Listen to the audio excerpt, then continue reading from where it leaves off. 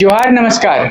आज झारखंड की पहली महिला पत्रकार रही स्वर्गीय सुधा सिन्हा जी की जयंती है और इस जयंती पर मेडिकल कैंप आयोजित है झारखंड की राजधानी रांची के कांटाटोली स्थित YMCA परिसर में। इस मेडिकल कैंप में बहुत ही महत्वपूर्ण योगदान है RPS हॉस्पिटल का, जिनके द्वारा यहाँ पर हेल्थ चेकअप किया जा रहा है। आइए RPS हॉस्पिटल से ही जुड़े हुए एक चिकित्सक हमारे साथ में, उनका अनुभव पूछते हैं और जानते हैं झारखंड की वो सारी स्वास्थ्य समस्याएं जिससे आजकल झारखंड का समाज ज्यादा जूझ रहा है, जिन हेल्थ प्रॉब्लम्स को ज्यादा फेस कर रहा है उसके बारे में।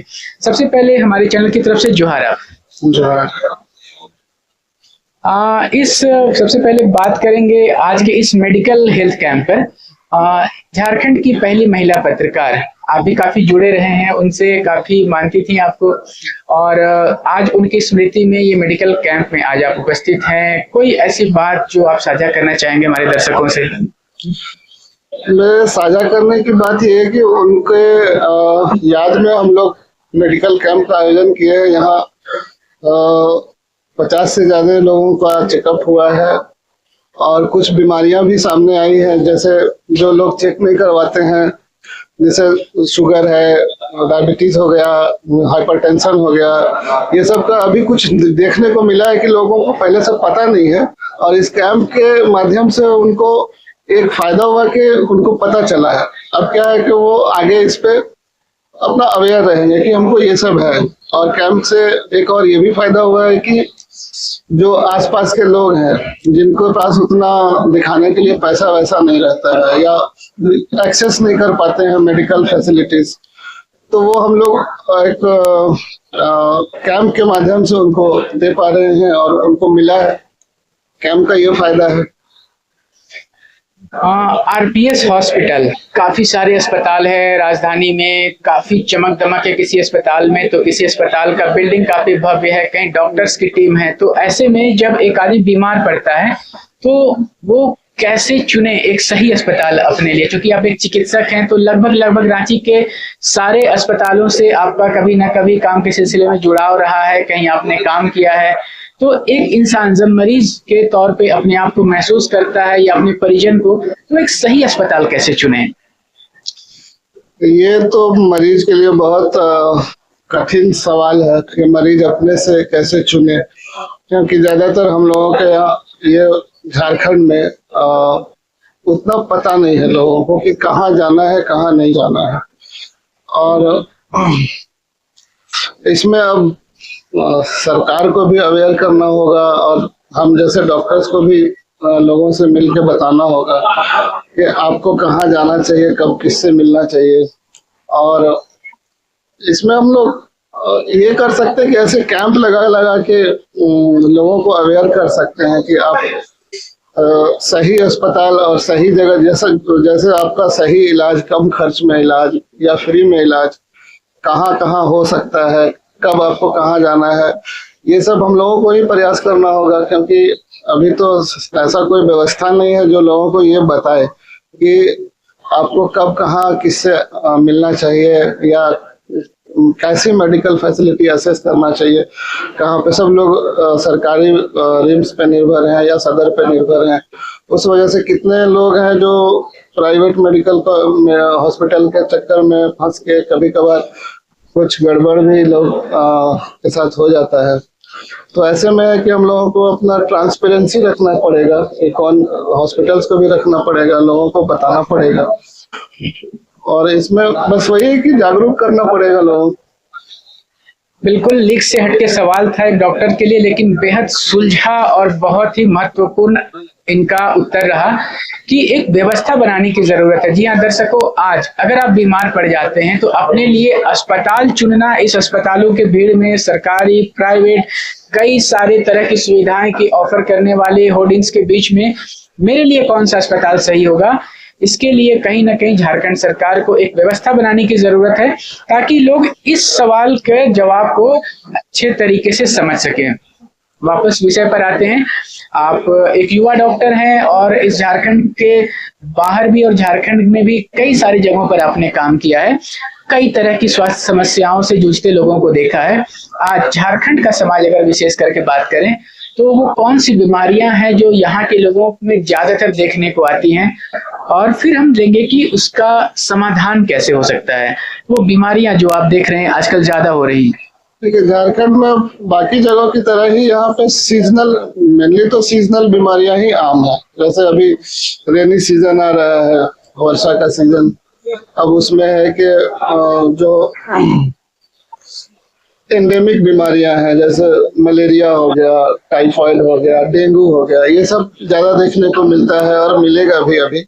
साथ साथ यहाँ झारखंड में देखने को मिला है कि हम लोग के यहाँ जेनेटिक एसोसिएटेड जो बीमारियां होती हैं, जैसा सिकल सेल एनीमिया, थैलेसीमिया, और साथ साथ ट्राइबल्स में ऐसा देखने को मिलता है कि उनको कार्सिनोमा ब्रेस्ट, जो बड़ी बीमारी जैसे कैंसर की बीमारी, ब्रेस्ट कैंसर, सर्वाइकल कैंसर, ये सब झारखंड में अक्सर बाकी स्टेट्स के मुकाबले में ऐसा नहीं है कि यहाँ कम देखने को मिलता है। कभी कभी तो जैसे थैलेसीमिया हो गया, जो जेनेटिक बीमारी है, एनीमिया हो गया, ये सब ज्यादा देखने को मिलता है, खास करके ट्राइबल्स बच्चों में।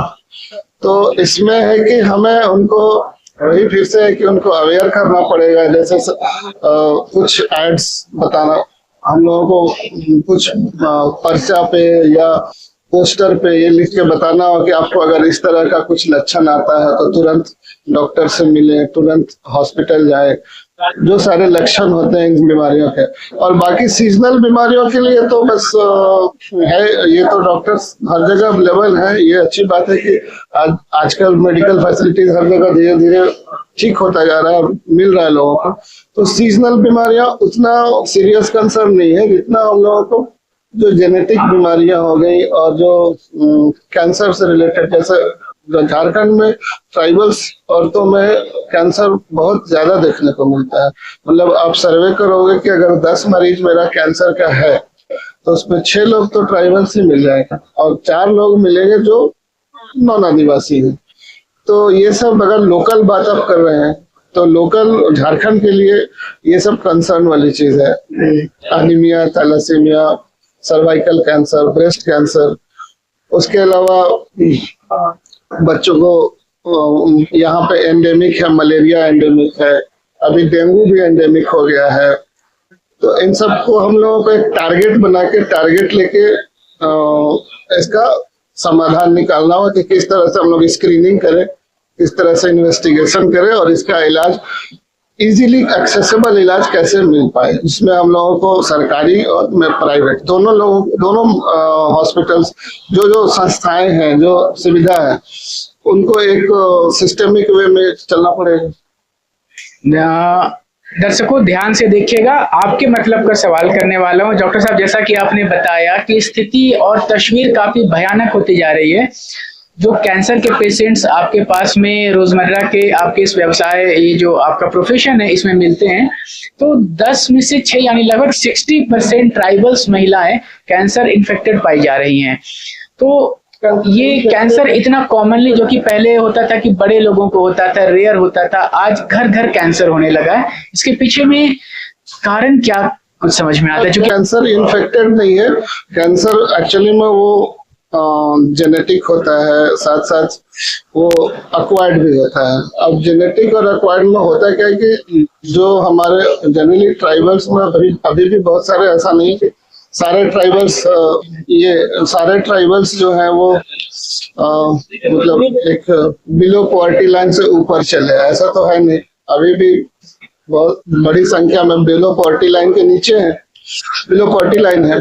तो होता क्या है कि उनको कभी थोड़ा बहुत सिम्टम आता है, जैसे गांठ बनना या वेजाइनल ब्लीडिंग होना या पेन होना कहीं पे, तो वो थोड़ा बहुत अपना लोकल इलाज, जो भी घरेलू नुस्खा होता है, उससे वो करके छोड़ देती है, वो हॉस्पिटल नहीं पहुंचती। और वजह ये उससे होता ये है कि अर्ली डिटेक्शन नहीं हो पाता है। अब वो final 3rd stage 4th stage में जब ज्यादा होने लगता है, जब दिखने लगता है, तब वो पहुंच पाती है। ये वजह है कि उनमें अर्ली डिटेक्शन नहीं होने से उनमें ज्यादा दिखता है। बाकी जिनको एक्सेसिबल है या जो बिलो पॉवर्टी लाइन से ऊपर है, वो थोड़े पढ़े लिखे भी हैं, तो वो अर्ली स्टेजेस में हॉस्पिटल पहुंच जाते हैं, तो उनका इलाज हो पाता है। इस वजह से उनका जो प्रिवेलेंस बोलते हैं उसको, जो अभी मौजूद है, वो कम है और ट्राइबल्स में ज्यादा, अगर हम लोग ऐसे देखें। इस वजह से तो यही बात है कि उनमें एजुकेशन देना होगा, उनको अवेयर करना पड़ेगा, और जो प्राइमरी लक्षण आते हैं उसको तुरंत, जैसे ही उनको दर्द हो, कहीं भी दर्द हो या कुछ अनयूजुअल गांठ दिखे या कमजोरी लगे या बुखार है वो ठीक ही नहीं हो रहा है, तो इसमें उनको तुरंत से नजदीकी अस्पताल में किसी डॉक्टर से कंसल्ट करना पड़ेगा और ये उनको बताना पड़ेगा कि आपको डॉक्टर के पास जाना चाहिए। बस यही। समय पे डॉक्टर के पास न जाने के कारण बीमारियां बड़ा रूप लेती जा रही हैं। कैंसर किसी को जब हो जाता है तो जो है बीमारी से जूझ रहा उसकी जिंदगी तो कष्ट में होती ही है, मगर जो लोग साथ में होते हैं जिसके घर में कैंसर पेशेंट है वो क्या कुछ सावधानियां बरतें अपने मरीज के देखभाल में, और साथ ही साथ ये बीमारी के मरीज के प्रति उनका किस तरह से केयर होना चाहिए उसके बारे में कुछ बताना चाहेंगे? देखिए, कैंसर बेसिकली सपोर्टिव केयर है। कैंसर में अगर अर्ली स्टेज पे अगर आ गए तब तो उसका केयर ठीक ठाक हमारे पास मेडिकल फैसिलिटी में प्रेजेंट है, और अर्ली हो या लास्ट या फोर्थ स्टेज हो या जो भी स्टेज हो उसमें टोटली सपोर्टिव केयर पे ही डिपेंड करता है। सपोर्ट चाहिए उनको, एक तो मेडिकल सपोर्ट चाहिए, जो उसके अलावा उनको मेंटल सपोर्ट चाहिए, उनको सोशल सपोर्ट चाहिए, कि जो भी हो उनको पॉजिटिव वे में, पॉजिटिव माइंड सेटअप के साथ चलने से होता क्या है कि अगर आफ्टर ऑल गोल क्या है कि लाइफ का एक्सपेक्टेंसी बढ़ जाए। अगर कोई बीमारी अगर है तो या तो इसको क्योर करेंगे, या अगर वो क्योरेबल नहीं हो सकता है तो लाइफ का एक्सपेक्टेंसी को बढ़ाना है, और ये सपोर्ट से ही होगा। तो उसमें मेडिकल, सोशल, इमोशनल सारा सपोर्ट ही चाहिए। सपोर्ट से ऐसा नहीं है कि उसको कैंसर हो गया है तो उसको हम लोग किनारे कर दिए, उससे मिल नहीं रहे हैं, उस ऐसा समझ रहे हैं कि कैंसर को छूने से भी छुआछूत भी होता है, ऐसा कुछ तो है नहीं। तो वो उसको बस मेंटल सपोर्ट देना है, और बाकी उसको इजीली एक्सेस, सस्ती या फ्री में दवाइयाँ, जो कीमोथेरेपी हो, रेडियोथेरेपी हो, वो सब उसको फ्री में उपलब्ध कराएं हम लोग, या अगर फ्री में नहीं होता है तो जितना कम से कम हो जिसमें वो अफोर्ड कर पाए उसको कराएं हम लोग। बस यही कर सकते हैं उसके लिए। बिल्कुल। चूंकि अभी हम लोग एक मेडिकल कैंप में बैठे हुए हैं तो हमारे जो दर्शक हैं उनके लिए कोई आपकी तरफ से ऐसा कोई संदेश जिससे वो अपने स्वास्थ्य में एक जागरूकता ला करके कई सारी बीमारियों से बच सकते हैं, ऐसा कुछ संदेश आप देना चाहेंगे?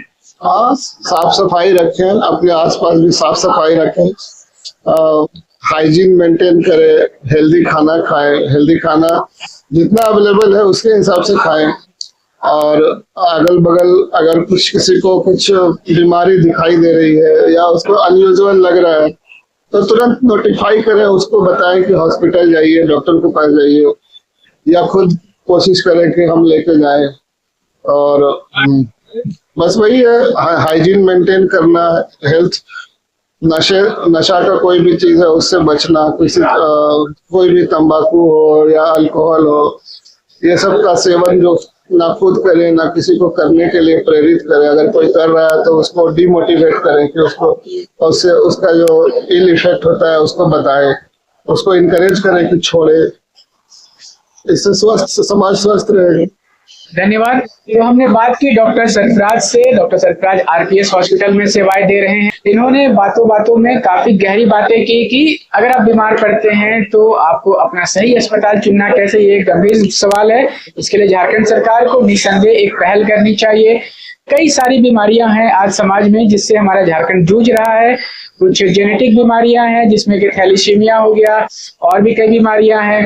कुछ बीमारियां हैं जो आपको सीजनल होती हैं, जिसमें कि एंडेमिक बीमारी का एक कैटेगरी बता जिसमें कि मलेरिया था, अब डेंगू भी शामिल हो गया है।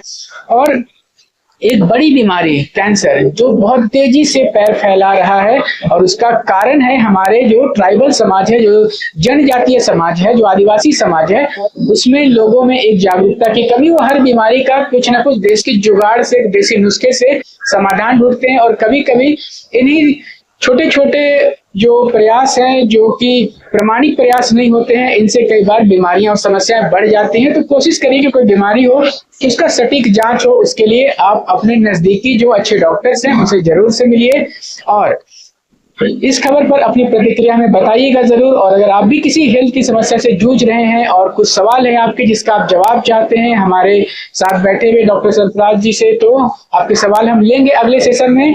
तब तक आप बने रहें हमारे संग। यूं ही हर नवीनतम ताजा अपडेट्स के लिए आपके पास फिर आऊंगा एक नए बुलेटिन के साथ में। कैमरा के पीछे से मेरा सहयोग कर रहे सुहेल अख्तर और देवानंद सिन्हा जी के साथ मैं ये पिंटू।